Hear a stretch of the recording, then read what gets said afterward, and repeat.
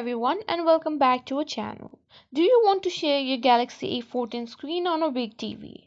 Let me show you how in just a few easy steps. First, make sure your Galaxy A14 and your TV are connected to the same Wi-Fi network.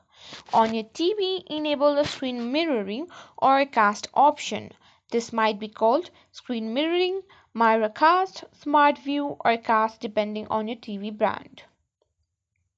Now, on your Galaxy A14, swipe down from the top of the screen to access the quick settings panel.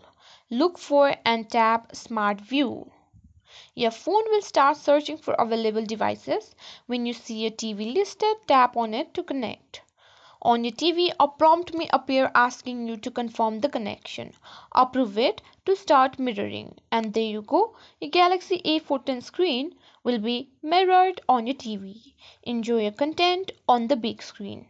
If you found this tutorial helpful, give us a thumbs up and subscribe for more quick tips. Thanks for watching.